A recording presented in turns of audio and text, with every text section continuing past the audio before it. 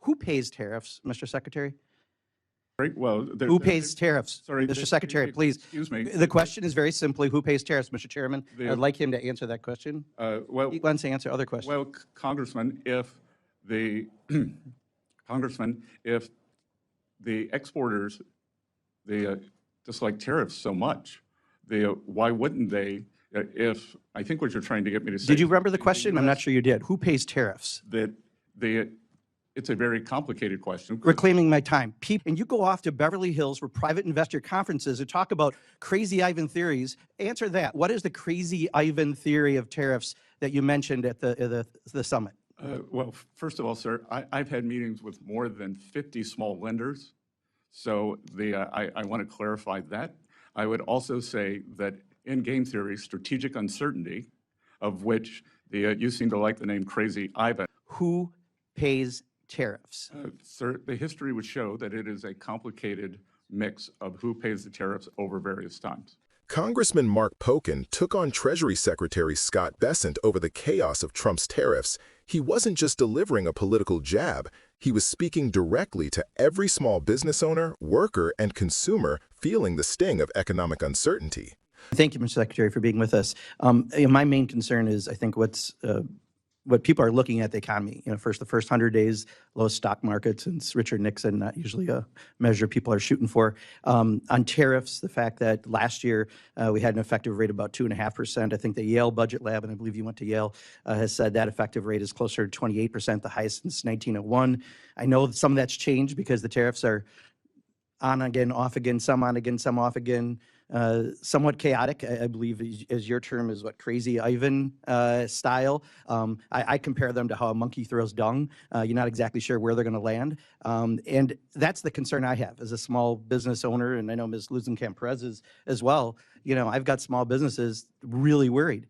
You made a comment about while cargo volumes have dropped 60%, you see this as a temporary detox. But for a small business that's getting by day to day, that's much bigger. You talked about Main Street. We want to finally focus on Main Street, not Wall Street. I think you were at a global investor conference in Beverly Hills yesterday. That's the cocktail party where you mentioned the Crazy Ivan theory. And before that, you were at a JP Morgan Chase World Bank private investor summit. All those things are not Main Street, right? Main Street is an auto body repair, a specialty printer. So my concern is on the tariffs. Who pays tariffs, Mr. Secretary?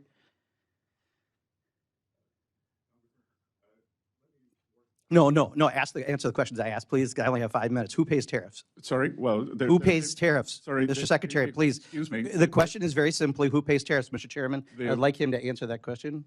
Well, he wants to answer other questions. Well, Congressman, if the exporters dislike tariffs so much, why wouldn't they? If I think what you're trying to get me to say. Did you remember the question? I'm not sure you did. Who pays tariffs? It's a very complicated question. Reclaiming my time. People pay tariffs, right? Reclaiming my time, Mr. Secretary. Reclaiming my time, Mr. Secretary. Reclaiming my time. You clearly aren't going to answer. I'm not going to waste my time having you go, Mr. Secretary, Mr. Chairman, I asked reclaiming my time. Mr. Chairman, and I asked to reclaim my time. Did I not? No, I said reclaiming my time because he's clearly not answering it. So,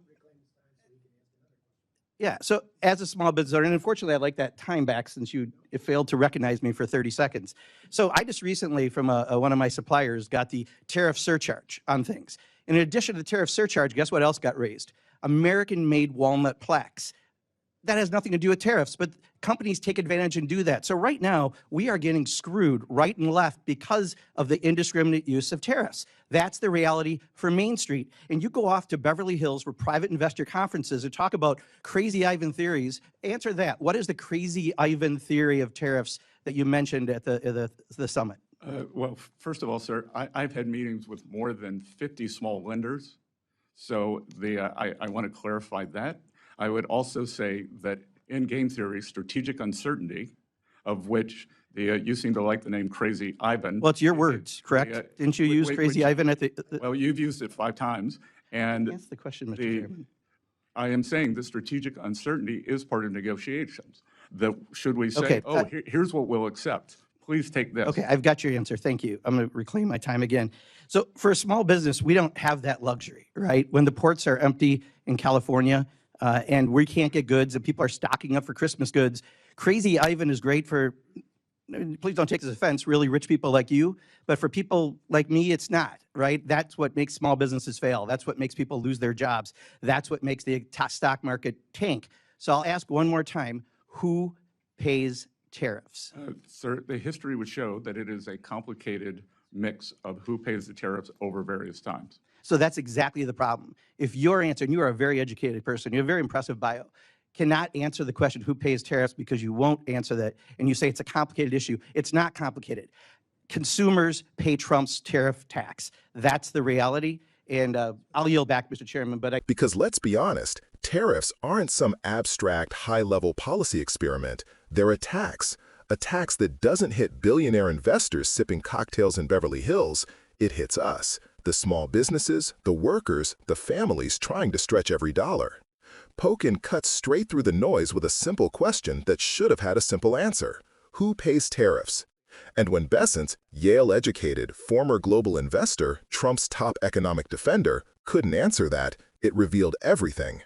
Tariffs are supposed to punish foreign producers, but history and economics tell a different story. American consumers pay for them. Prices rise. Supply chains snarl. Small businesses, like Pocan's own, get hit twice, first by higher import costs and then by domestic suppliers hiking prices just because they can. That's why Pocan's tone carried more than frustration. It carried righteous anger for Main Street. Because while billionaires debate game theory and strategic uncertainty, real people are dealing with empty shelves, thinner margins, and pink slips. Bessent, at one point, called this the Crazy Ivan theory. That phrase, borrowed from Cold War submarine tactics, means unpredictable moves meant to confuse your opponent. But in real life, unpredictability doesn't just confuse markets, it crushes livelihoods. You can't run a small business on Crazy Ivan economics. You can't build trust, hire staff, or plan ahead when trade policy flips from tweet to tweet. So when Pocan said this isn't just about Wall Street, it's about Main Street, he was reclaiming the moral center of the debate. Tariffs aren't some clever negotiating tool. They're a weapon, and the people on the front lines aren't China's exporters. It's American farmers, manufacturers, and small business owners bearing the brunt. The broader lesson here is about accountability and honesty. It's about economic policy that serves the many, not the few. When leaders like Pocan demand clarity, when they say, "Don't hide behind jargon, tell us who pays," they're doing what real public servants are supposed to do: make power answer to people. This exchange is a microcosm of something bigger: the difference between governing with empathy and governing with ego, between data and demagoguery, between protecting profits and protecting people. And that's why this moment matters, because behind every tariff, behind every Crazy Ivan strategy, are millions of Americans just trying to keep the lights on. If we want a fair economy, one that values small business, innovation, and dignity, then we need leaders who understand that policy isn't a parlor game. It's personal. It's about your paycheck, your grocery bill, your kid's future. That's what Mark Pocan stood for in that hearing, and it's what we need more of in Washington: truth, accountability, and a real fight for Main Street. Call to action. Stay informed, stay vocal, and don't let anyone tell you tariffs are harmless. They're not. Demand economic policies that lift working people, not just the stock market. Because democracy isn't built on Crazy Ivans, it's built on steady hands and honest answers.